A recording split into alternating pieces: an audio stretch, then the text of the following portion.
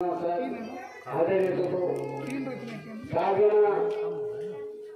महाराज महात्मा गांधी श्रद्धा दिवस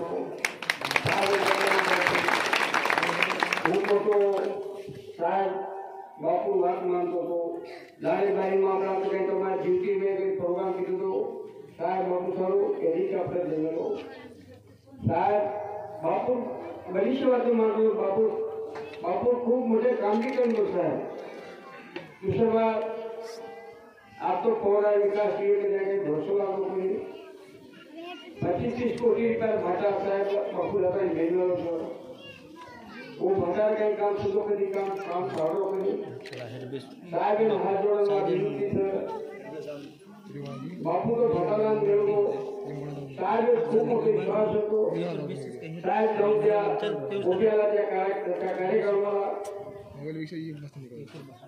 हात भाग लावून काहीतरी उभा करून म्हणून साहेबाला विनंती करतो रामराव महाराज गुरु मानलेले आहे आम्ही सुद्धा साहेबाला गुरु मानलेले आहोत आम्ही रामराव महाराजाचे लहान माणूस आम्ही साहेबाचे बरोबर बापूचे बरोबर ते साहेब आहे साहेब नाही चांगला आपला गोष्टीचा पण बंजारा समाजाला लई साथ दिलेला मनुष्य आहे आणि साहेबांना आपण बापू त्याचा मार्ग होते म्हणून आपण मी त्याचा मार्ग राहू दुसरी गोष्ट साहेबांना मी विनंती करतो आमच्या रोडुड्याचे येते कमी जाते 2-4 हजार ट्रॅक्टरमध्ये मोडून पाहिजे काय बांधकामाचं काय 200-300 मीटर काय बांधकाम राहिलेलं आहे ते करून देतील म्हणून आशा बाळगतो आणि आमची एक मुख्य गोष्ट आहे आंध्यामध्ये शिरपूर तालुक्यामध्ये इकडे बेगा मंडळमध्ये 2 जागी बापूचे पुतळे खोटून तोडून टाकलेले आहे तुम्ही स्वयं बापावर सांगावं लागेल स्वयं बापावर तुम्ही सांगितलं स्वयं बापावर आपलं काम होईल जाईल अशा बाबत आहे मला आजचा दिवस लई सोन्यासारखा दिवस भेटलेला आहे आणि साहेब माझ्या पुतळ्याकरता कोशिश करून म्हणून मी 2 गोष्ट सांगून देतो मी समाप्त करतो जय शिवराम जय शिवराम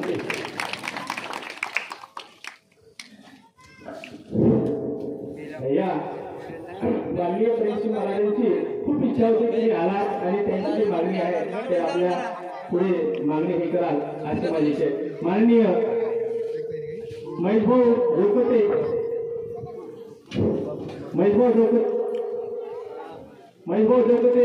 आपले देवकर्ती साहेब थोडे 2 शब्द म्हणून विनंती करते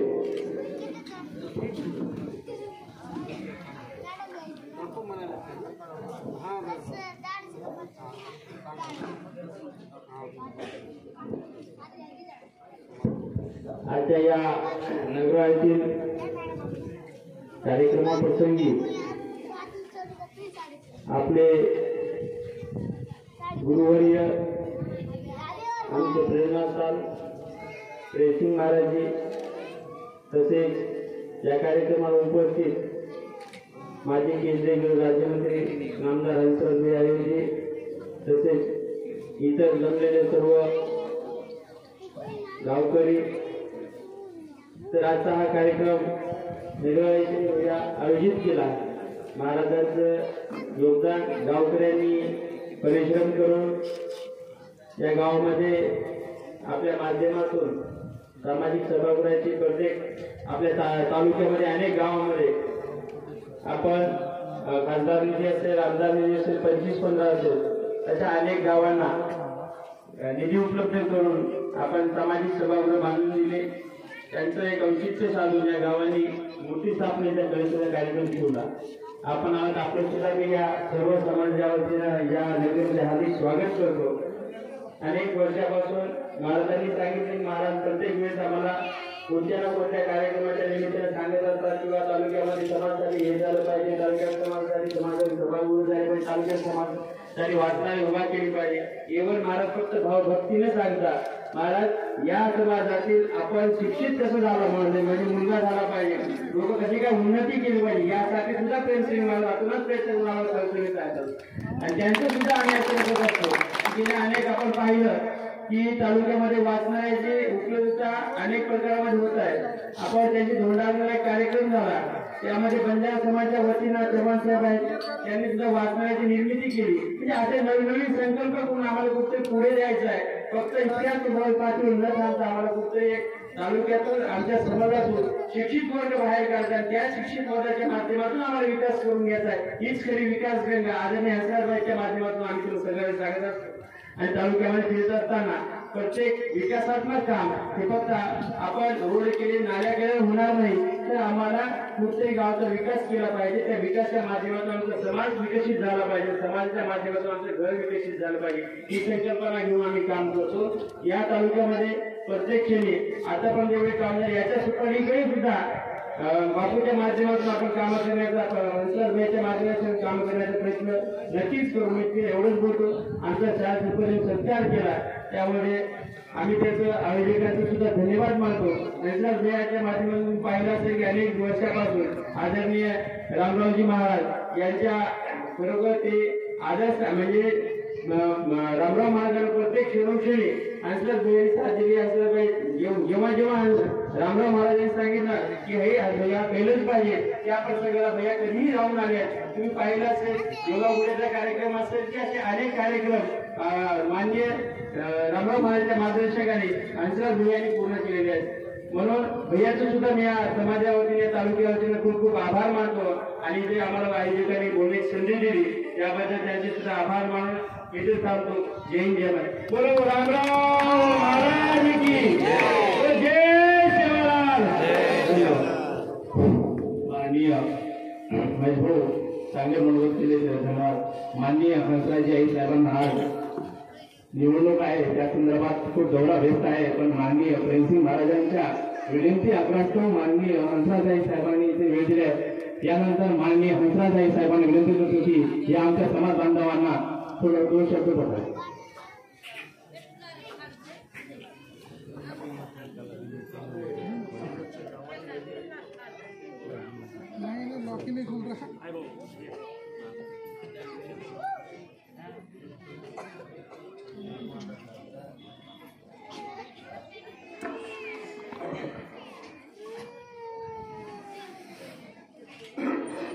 आज नगराळा गावामध्ये आपण सर्व बंधू भगिनीच्या उपस्थिती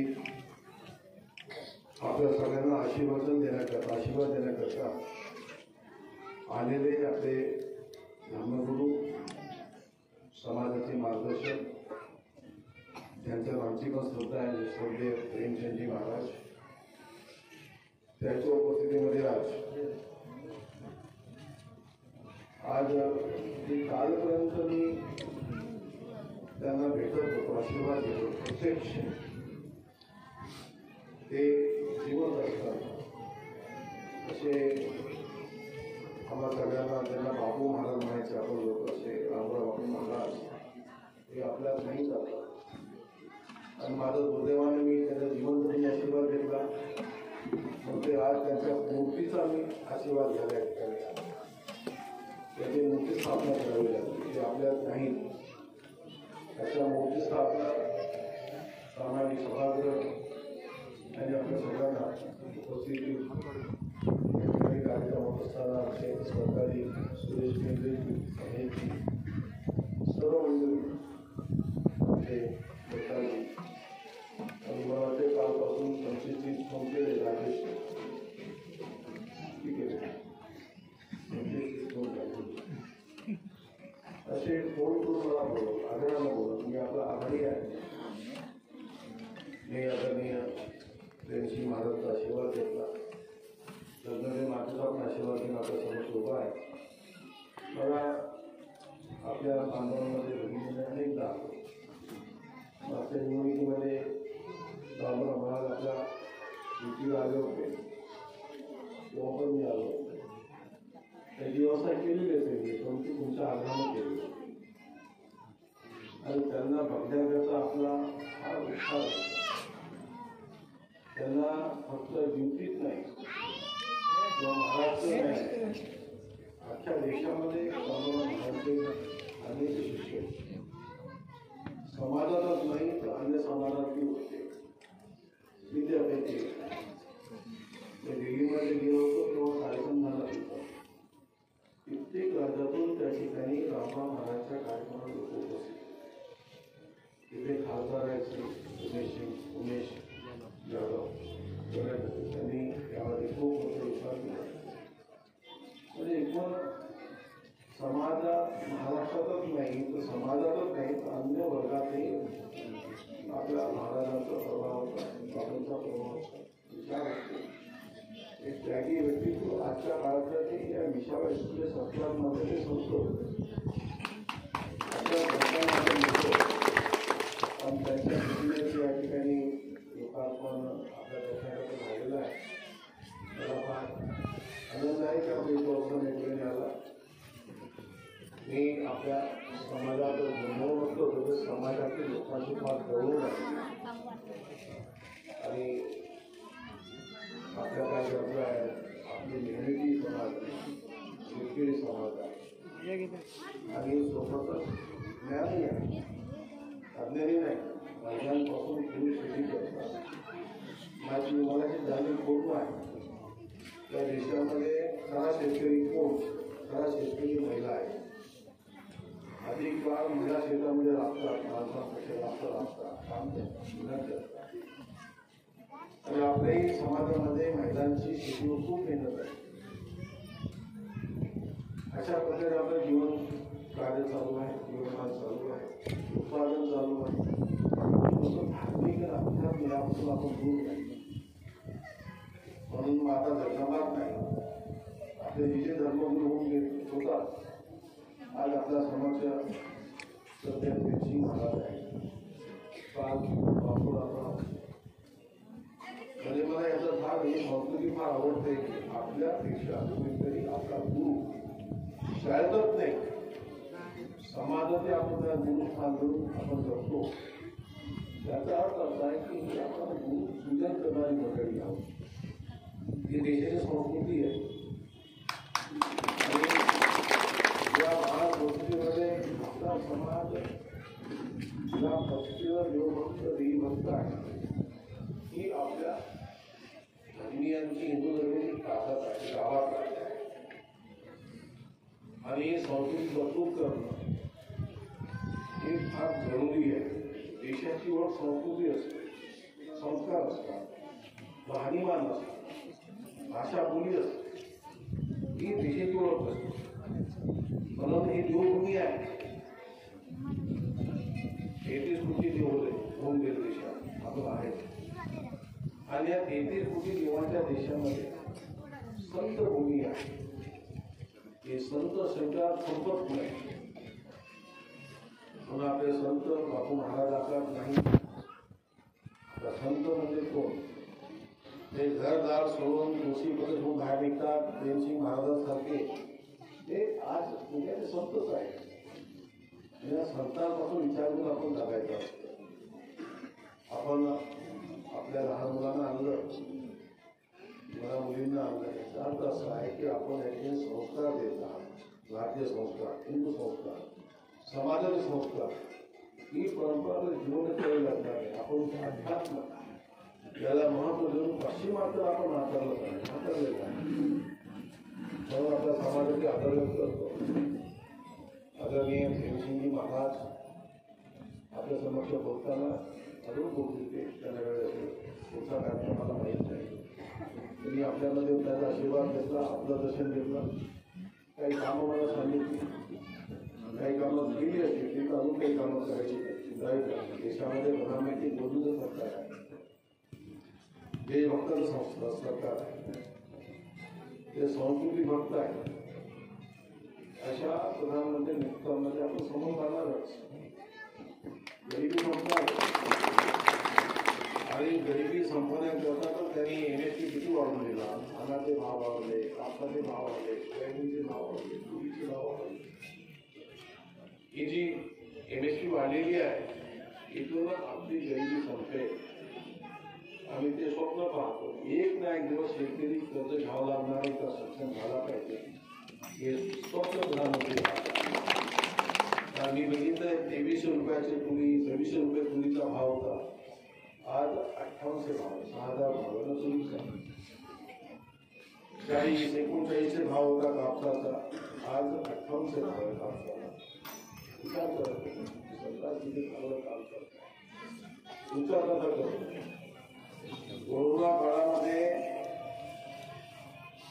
या देशात सरकारने 80 कोटी लोकांना प्रधानमंत्री धान्य मोफत दिलं. तुमच्या गावात दिलेलं आहे 5 किलो प्रति व्यक्ती. त्याचा अर्थ असा की देशामध्ये भूकंप उरलेले नाही, उपाशी कोणी गेलं नाही.